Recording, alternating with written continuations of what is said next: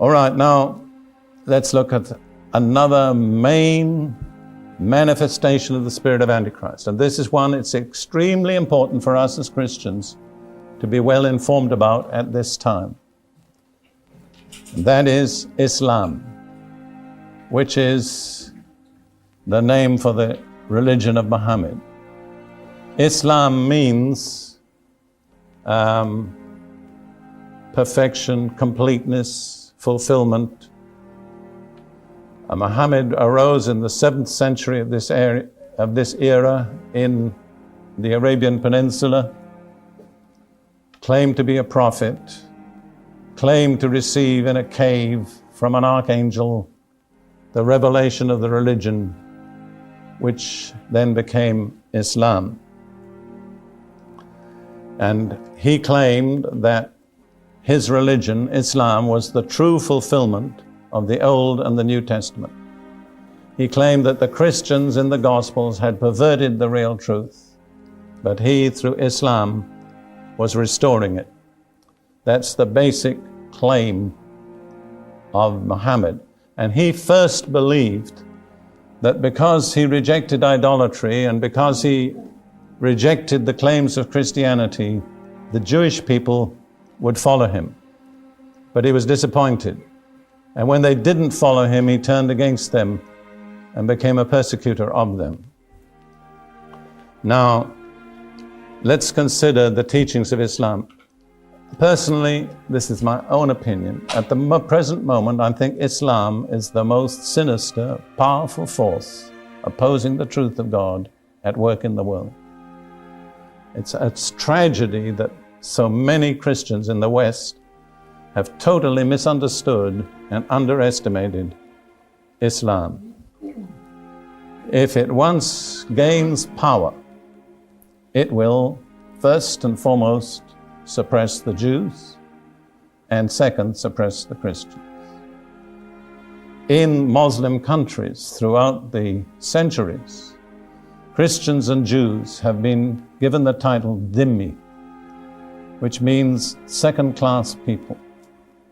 It rather suits Islam to have some of them around, but to keep them in such a low and debased condition that the superiority of Islam is manifest to everybody. Ruth and I were in Pakistan in 1985 preaching the gospel there.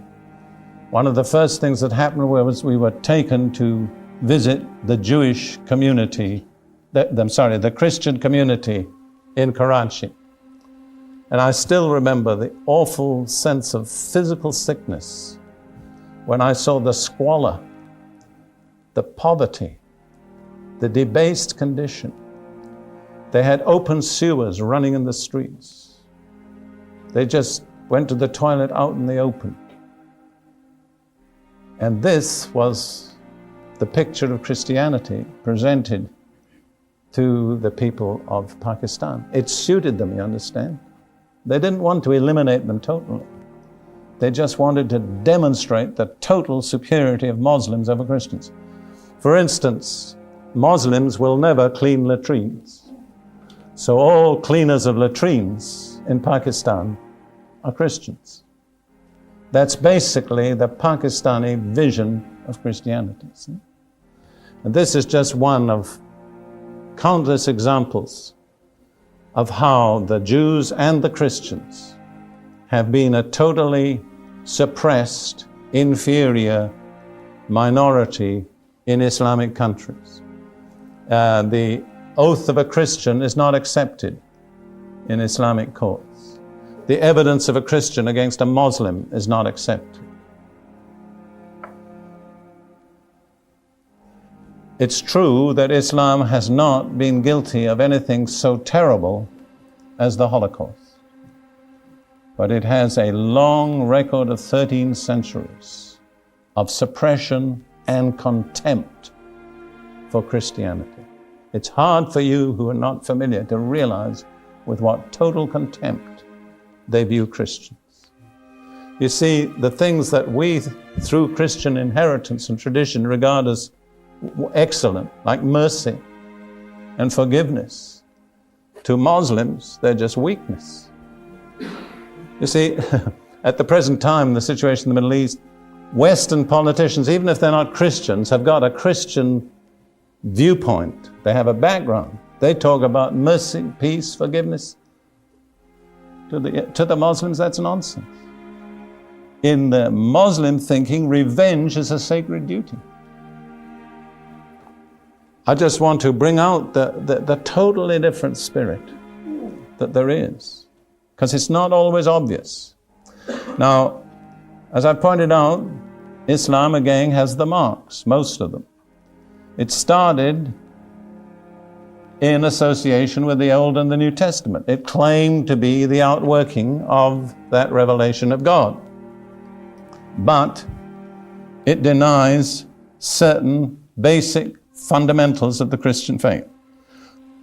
It denies the atoning death of Jesus on the cross. Muhammad taught that Jesus didn't die. An angel came and spirited him away from the cross before he died. Because there is no death, there is no atonement, and because there is no atonement, there is no forgiveness. And no Muslim has the assurance of sins forgiven at any time. Second, and this they deny with fanatical intensity, that Jesus is the Son of God. You can talk to the Muslims about Jesus as a prophet, and they'll give you careful attention. In fact, the Quran acknowledges Jesus as a prophet. But when you, even as a Savior, even as a Messiah, but when you say he's the Son of God, you bring out the most intense, bitter opposition.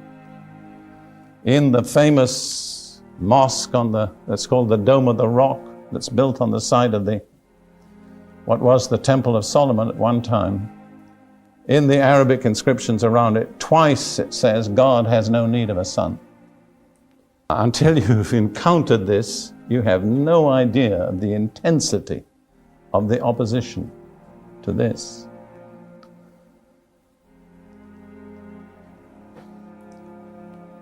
And then, as I've said, it denies the father-son relationship within the Godhead. So,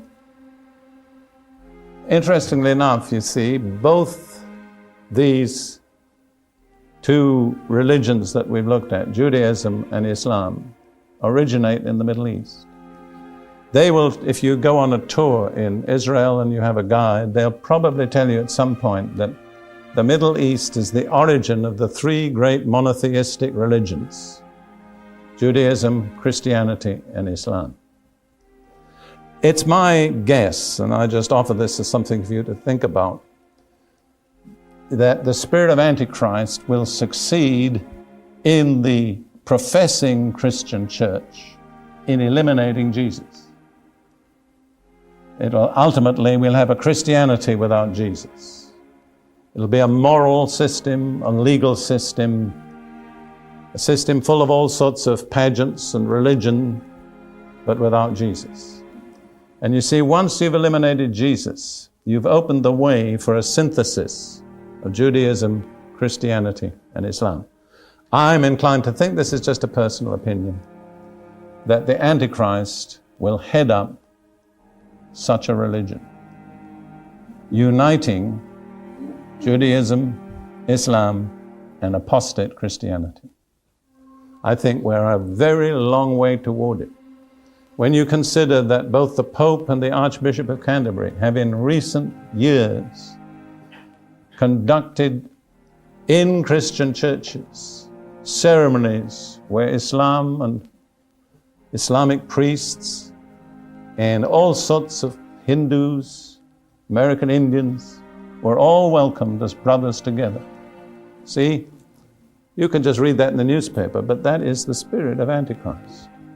Its purpose is to eliminate Jesus. He's the stumbling block. The cross is the stumbling block. Do away with Jesus and the cross, and Christianity can merge with all sorts of religions. And I personally think we're far on the way toward that. That's my personal opinion. And I think we have to be very cautious in our attitude and our approach to these things, because I think the spirit of deception is at work.